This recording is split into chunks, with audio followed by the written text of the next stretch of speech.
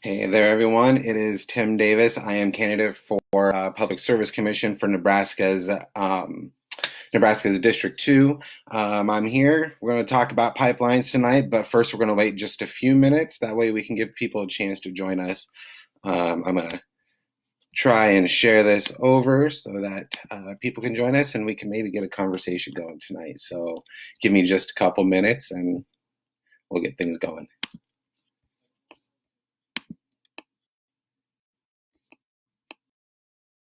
Tonight. Make sure you go ahead and comment and leave any questions in the comments below. I will try to get to them while we are doing this. So just get this sent over and we will be ready to go. How was everybody's weekend? Or I guess I should ask, how's everybody's corona connection? That.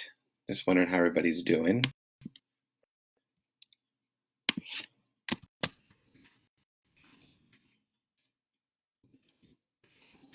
Hey, thanks for the like there.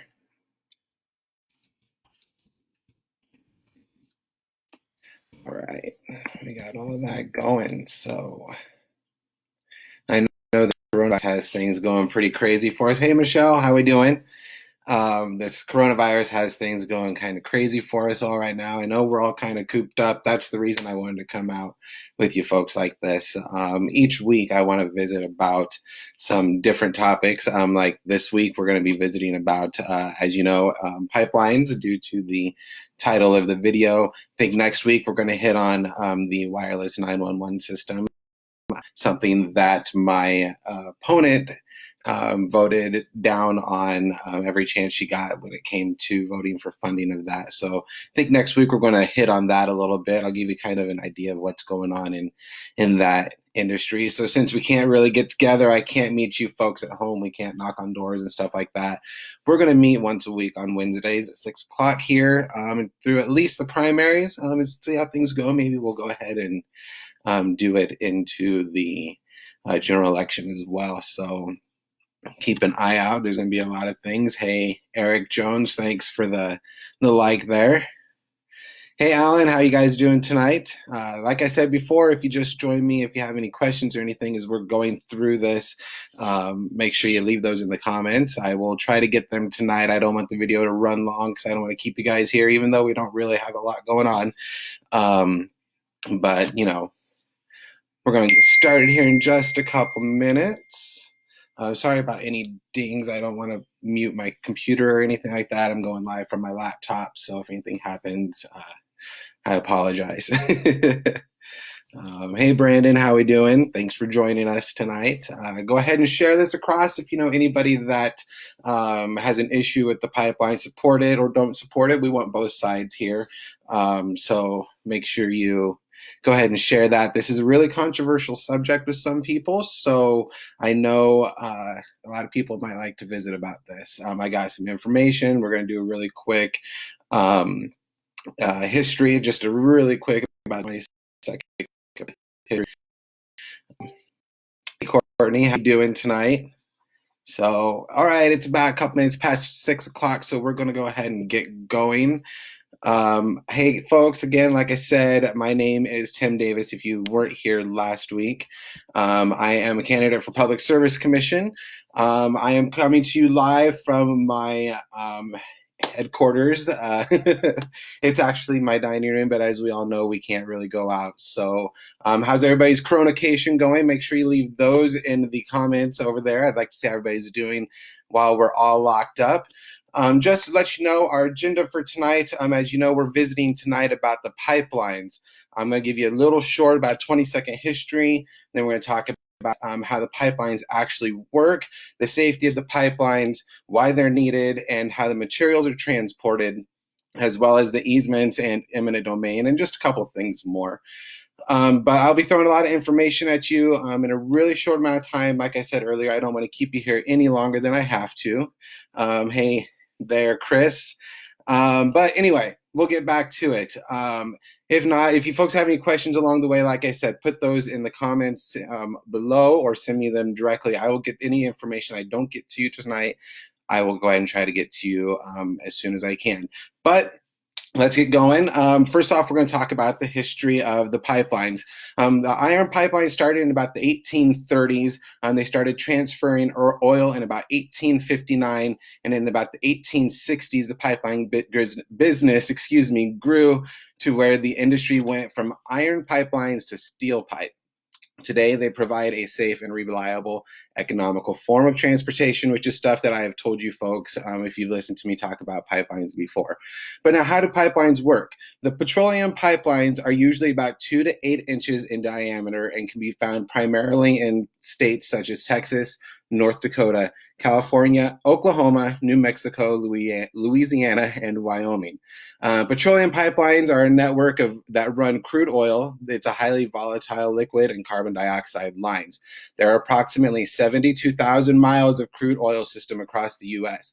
So this kind of tells you just from the very beginning of just learning about it, just how important these pipelines are. If you imagine how much material is sent through the across the country, these pipelines are going to get it there a whole lot quicker.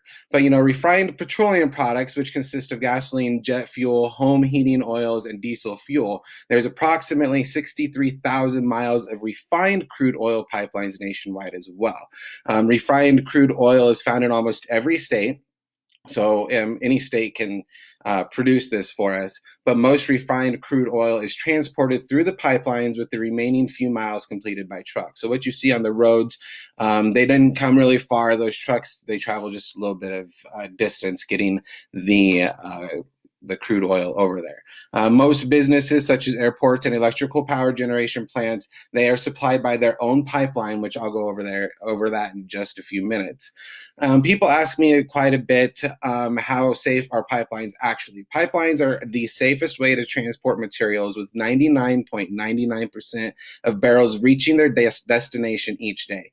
And as we go into this and I talk about the transportation a little bit more, you'll realize just how much of these materials are actually transported every day. And this is why it's so important that we support the pipeline industry, because there's a lot of things that, if you're thinking about it on a green level, as we go more, you'll realize how if we transport it any other way, it's actually a whole lot worse. But approximately 71 of all spills, because a lot of people wonder about spills, 71% of all spills are contained wholly within an operator's facility, which means only 29% of any of the spills are actually out in the field where the pipelines are actually at. Companies regularly evaluate and inspect and maintain the pipelines due to a program called integrity management, which is attributed to the decrease in spills. The spills happen less and less and less, despite what our mainstream media wants us to believe. There's not as many spills out there, and it's all because of this management program. But pipelines, our companies have also put into place emergency response plans and work frequently with their local first responders to reduce the impact of spills. So those people, they are working with the groups in town. So that's the first responders, such as your police, your fire departments, all of them. They all have a program together. So when a spill happens, they know exactly how to fix it and get everything moving and do as little damage to the environment as possible. And a lot of people wonder why we need pipelines. And pipelines, they're a support of our everyday life, whether you believe it or not. Pipelines move everything from crude oil to natural gases to the water and our sewer systems. They provide a fuel to generate the electricity and help increase the crop population. So here in Nebraska, pipelines are really important when it comes to fertilization and stuff like that. And compared to all forms of transportation, pipelines are the safest and most efficient and economical way to move resources. But the one thing you have to remember, it doesn't matter what way you want to transfer it or not. Pipelines are the best way to do it. And there's actually no form of transportation that is 100% guaranteed spill free. We can't control people on the roads. We can't control things that happen on the railways. And of course, we can't control everything that happens in the seas. Talking about transportation, materials travel thousands of miles through pipelines to get to their final destination. They're then loaded onto a barge, taken to their next destination, and they travel the remaining 10 to 15 plus miles by truck. Pipelines consist about 70% of our petroleum transportation. So that means most of the petroleum that we use in our everyday life is transferred through the pipeline system. And there's more than 207,800 miles of liquid pipelines, over 300,000 miles of gas transmission pipelines, and more than 2.1 million miles of gas distribution pipelines across America throughout all their networks. 70% of that crude oil and petroleum products are shipped by pipeline. Then the tankers and barges account for about 22%, with trucking accounting for 4% and rail cars consisting of the remaining. Pipelines are about the only feasible way to transport the volume of materials we need across the land. So according to the Pipeline and Hazardous Materials Safety Administration, it calculates it would take a constant line of 750 tanker trucks loading and moving every 2 minutes, 24 hours a day, 7 days a week, to move the volume needed to run the amount of material that is produced by a minor pipeline. And if you want to think about the railway, to run it through the railway, it would require 75 2,000 barrel tanker cars traveling every single day. So again, if you want to talk about the green form of transferring these materials, once again, it just shows how important pipelines are to getting this material across. I know people want to use I know they want to use renewable energy to try to get things going, but right now we don't have that. And right now the pipeline is the best way to do this because of the amount of material that's ran. Think about having 750 tanker trucks on our roads every single day running all these materials. It's going to clog up the railways. It's going to be harder to get to where we're going. So people then ask me how we keep pipelines safe. Because of the spills, people are really worried about all that.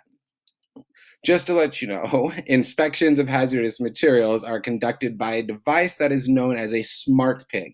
They gather information by traveling through the pipeline without stopping the flow so it doesn't interact with the cost of getting things going.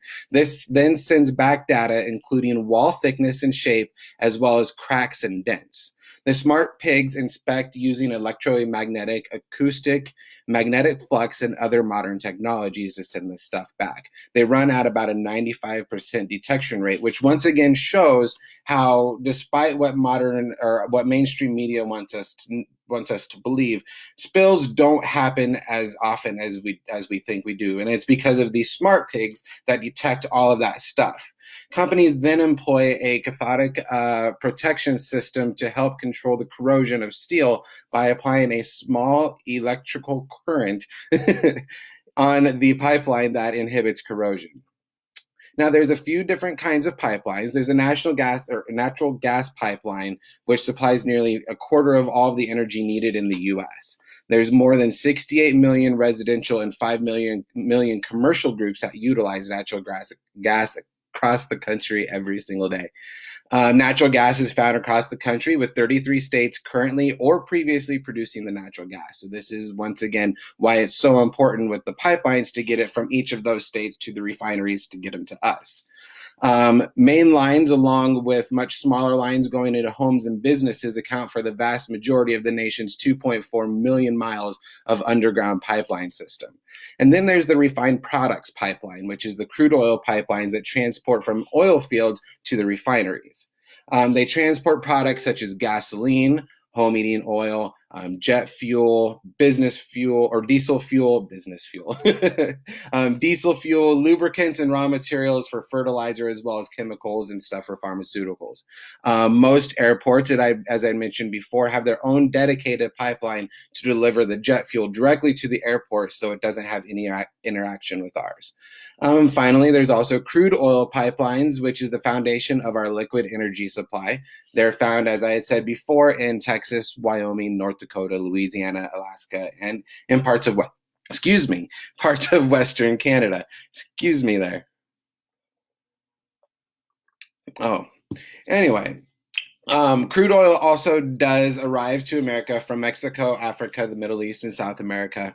Those are usually done by boats, and then we had discussed how it transports from there. The U.S. uses about 1 million gallons of crude oil every single day. So again, pipelines, getting all that stuff there, again, is very important due to the amount of these oils and stuff that we use. And again, when it comes to the spills, people like to ask who pays for the spills. Well, the pipeline operators and the companies that own the pipelines are responsible for all the cleanup and the needed recovery efforts for whatever damage is done to the environment. Now, we're almost done. I know this is a lot, but like I said, I wanted to hit you up with a bunch of information because the pipeline industry is very important in today's society or in today's economy. Pipelines with the private land, a lot of people question about eminent domain and stuff like that. Well, most pipelines are buried underground using an easement or eminent domain. With a negotiated easement, the homeowner still owns the property. So they get the right to use that part of the property for the pipelines. Most right-of-ways are about 25 to 150 feet wide, depending on the location, though with an easement, like I said, the property owner owns the property. The pipeline companies are just responsible for maintaining the easement to protect the public and the environment. Again, with an easement, it does not give the company actual ownership of the land, just the right to use it for that specific pipeline purpose. The easement will run with the land. If you don't know what that means, it'll pass from owner to owner. So whenever you sell your home or you sell the property that it's on, that easement will go to the next owner.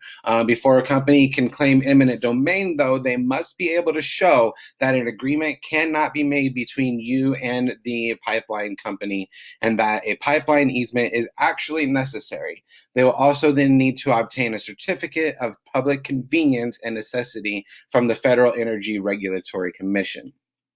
Now, a week ago, when I talked about pipelines, I believe it was Michelle that asked who pays for the pipelines.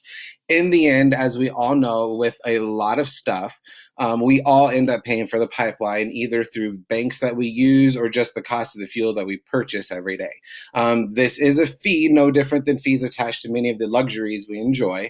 I'll go over the fees and hidden taxes in a couple weeks whenever I talk about the broadband, because a lot of our things like the telco companies and stuff like that, even our city bills hide our taxes through fees because it's just a little bit easier to get those passed through. But pipelines are funded by banks and insurance companies and investors. A good example of this would be the most recent pipeline in the news, the Keystone XL pipeline. This pipeline will cost approximately $5.3 billion, but the money was raised by the province of Alberta with guaranteed loans and investments. So the money is raised, but in the end, when it comes to paying back everything plus the cost of their reimbursements and all that stuff. All those fees that they add on is the stuff that we pay for at the pump. So like I said, in the end, we really are the ones that pay for it. But when it comes to a lot of our luxuries, aren't we the ones that do that through fees and all that good stuff? Prices for pipelines are determined by the pipeline owner who declares the cost, which is looked over by a regulator who decides if the price is appropriate. If he then does decide that it's appropriate and approves the rate, then he decides the rate that the owner can charge. This charge will include the cost and the rate of return, which is something I just talked about. This will also include any allowable cost fees, which could be the drop down to the consumer at the pump, which is what I was just talking about. They are called a declared allowable cost, which are costs that are resulted from changes in legislation, regulations, and order or directions from any government or regulatory body. So this is the whole reason why I was saying that these fees and everything that are tacked on to all this stuff that we use is how we are the ones stuck paying for these things. It really sucks, but I mean, what can we do about it? As a lot of you know, my opponent is not in support of these job creating pipelines like I am. Her counterpart at the state Democratic office has come out against the Keystone Pipeline, stating that in today's current environment, it smacks, and I quote, it smacks of such arrogance. The TC Energy has stated they will screen all workers. They'll do enhanced cleaning and take steps at the construction sites and workers camps, such as the ones that will be suited here in Nebraska. They're going to be doing the same thing, doing the same regulatory stuff that everybody else has. So if their big argument against the Keystone Pipeline is the fact that coronavirus is going on, we already know how that's going to work. They're going to be out in the open. They're going to be most of them 6 feet apart. So everything that we're doing right now, they're going to be doing. So myself, I support the construction of this pipeline. The jobs it'll create in this time of need is of utmost importance to me. People need to get back to work. People need to be able to do these things. And where they're working out in the open, a lot of them, like I said, are more than 6 feet apart. There's no reason that we don't do this. So I am sorry that the two of them don't agree with it, but I myself think that this needs to get going. The Keystone Pipeline has signed contracts to ship 575 million barrels of oil per day from the northern Alberta, with a capacity to ship 830,000 barrels a day, all equaling tax revenue for all areas that pipeline goes. As I said, I went really fast with this, and I'm sorry it lasted like 15 minutes. It's just a little bit of information explaining just how important pipelines are when it comes to the transporting of materials across the country. Like I said, it transfers a lot of stuff, not just oils. The transportation alone shows how environmentally safe these pipelines are compared to the other forms of transportation. Make sure you come join me back next week where, like I said, we're going to be talking about the wireless 911 system. Something, as I said earlier, my opponent has voted against the funding of every single chance she got, which is something I myself would not do. The lives of people in my district and the lives of people in Nebraska statewide is of utmost importance to me. So I'm going to do what's most important to keep everything best as possible for you, keep our rates and keep our fees where they need to be for that we're paying. If you're interested in what's going on, make sure you sign up for my newsletter over at the website timjdavis.com. While you're there, make sure you go ahead and donate. Once again, thanks everybody for showing up. Those of you that I did not say hi to, I am sorry about that. Courtney, yard signs will be coming in May. So just so you know, I will make sure I get one of those to you. If anybody else wants one, make sure you go ahead and send me a message. We'll do what we can to get those out to you. Adam, I see you left a message. Give me just a quick minute. Oh, I do not need to be getting that close to the computer. I see what you're saying about that, Adam, about the property owner to allow pipelines through their property when they don't want to. I totally understand that, but sometimes I hate to say it because I sound like just a regular politician. Sometimes they go through a lot. It takes a lot of time to get those through. I've never personally dealt with an easement or a eminent domain. I'm not a huge fan of eminent domain myself. When I was in real estate, I learned about it. I don't like the idea that somebody can just take your property and say, you know what, this is what we're going to pay for it. I don't agree with that. When it comes to the pipelines, I totally get where you're coming with that as well, Adam. I don't think anybody needs to be taking anything from anybody. That's just not right. So I completely agree with that.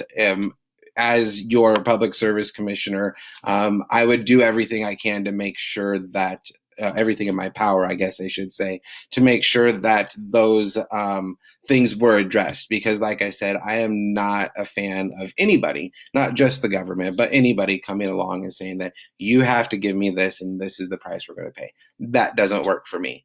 I don't want to keep you folks any longer. If there's any other questions, go ahead and put those in the comments section. I'd be happy to wait just a couple more minutes. It was great visiting with you folks. If you have any questions about some of the information I put, like I said, it was really fast. I don't mean to throw it all on you so quick. So I expect some of you to maybe have to go back and rewatch it.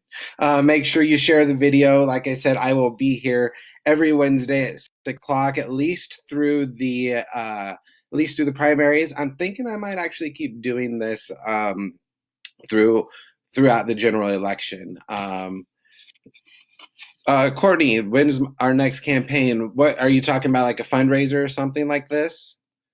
Thanks, Chris. But no, I'll be back every Wednesday at 6 o'clock.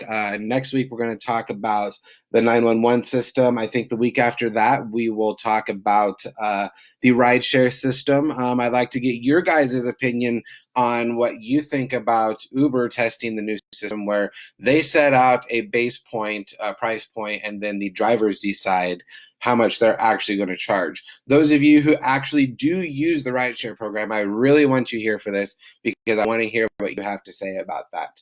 After that, we'll talk about the broadband as well as the hidden fees that we put in there. Nebraska is one of the states with the highest fees and taxes when it comes to their broadband and cellular services. So we're really going to dig into that. Love to hear your thoughts on the prices you pay for your cellular service right now. And then I think the week after that, we'll really delve into the fees because one of the things that I campaign on is I'm going to do everything I can to make sure that we get the services we're paying for because there's no we all work hard for the money that we have. There's no reason to get throw those out to people. So I want to make sure we know where those fees are going.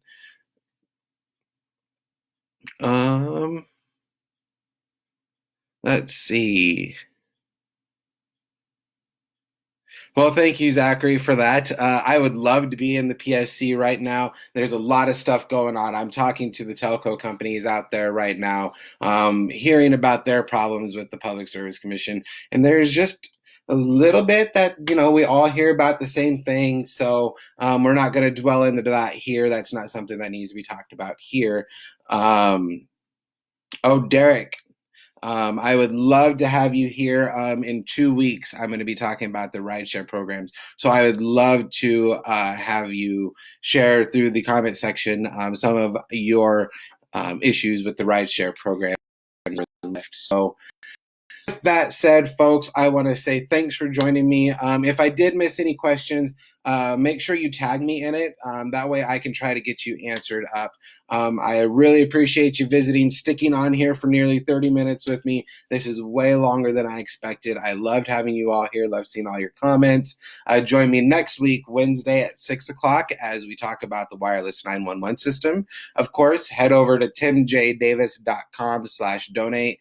Donate today because all of your dollars will help us get that big W in November. Of course, we need to get the big win in on May 12th. So if you have any questions on how you can help, I can always use your help getting some phone calls out there into the district. If you're interested in volunteering, make sure you send me a direct message or leave a comment below. I'd love to reach out to you. Once again, stay safe, stay healthy. It was great visiting with you.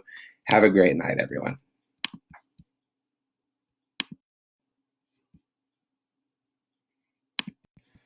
I won't stop.